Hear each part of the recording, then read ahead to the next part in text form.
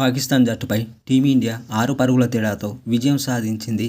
ముందుగా బ్యాటింగ్ చేసిన టీమిండియా 19 ఓవర్లలో 119 పరుగులు మాత్రమే చేసింది. టీమిండియాలో రిషబ్ పంత్ 31 బంతుల్లో 6 ఫోర్లతో 42 పరుగులు చేయగా, అక్షర్ పటేల్ 18 బంతుల్లో 2 ఫోర్లు, 1 సిక్స్తో 22 పరుగులు చేశారు. మిగతా మంది సింగిల్ డిజిట్కే పరిమితమయ్యారు. పాకిస్తాన్ బౌలర్లలో నసీం షా 21 పరుగులు ఇచ్చి 3 వికెట్లు తీయగా, హరీష్ రావ్ 21 పరుగులు ఇచ్చి 3 వికెట్లు తీశాడు. మహమ్మద్ అమీర్ 23 పరుగులు ఇచ్చి 2 వికెట్లు తీయగా, షాహీన్ షా అఫ్రిది 29 పరుగులు ఇచ్చి 2 వికెట్లు తీశాడు. అనంతరం లక్ష్య ఛేదనకు దిగిన పాకిస్తాన్ జట్టు నిర్ణీత 20 ఓవర్లలో 7 వికెట్లకు 113 పరుగులు మాత్రమే చేసి ఓటమి పాలైంది. మొహమ్మద్ రిజ్వాన్ 44 బంతుల్లో 31 పరుగులు చేయగా, మిగతా వాళ్ళందరూ విఫలమయ్యారు. టీమిండియాలో జస్ప్రీత్ బుమ్రా 14 పరుగులు ఇచ్చి 3 వికెట్లు తీసి పాకిస్తాన్ను ఓడించాడు.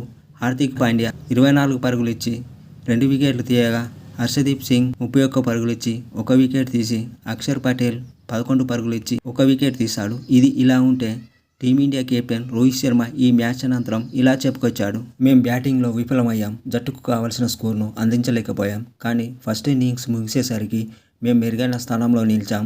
మేం పార్ట్నర్షిప్లు నమోదు చేయలేదు. దాంతో మా లక్ష్యానికి కొన్ని పరుగులు తక్కువగా చేశాం.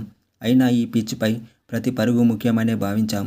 ఈ వికెట్పై విశ్లేషించినంత లక్ష్యం సరిపోతుంది. నిజాయితీగా చెప్పాలంటే గత మ్యాచ్ కంటే ఈ వికెట్ చాలా బాగుంది.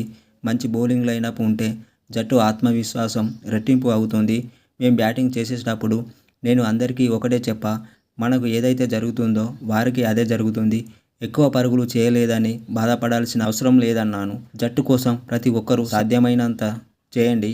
సమిష్టి ప్రదర్శనే విజేతగా నిలబడుతుందని తెలిపాను. జస్ప్రీత్ బుమ్రా తన బలాలను నమ్ముకొని బౌలింగ్ చేశాడు. అతను ఏం చేస్తాడో మాకు బాగా తెలుసు. అతని గురించి ఎక్కువగా మాట్లాడాల్సిన అవసరం లేదు. ఈ ప్రపంచ కప్ పూర్తయ్యే వరకు అతనికి మేం పూర్తి స్వేచ్ఛనిస్తాం. అతను జీనియస్.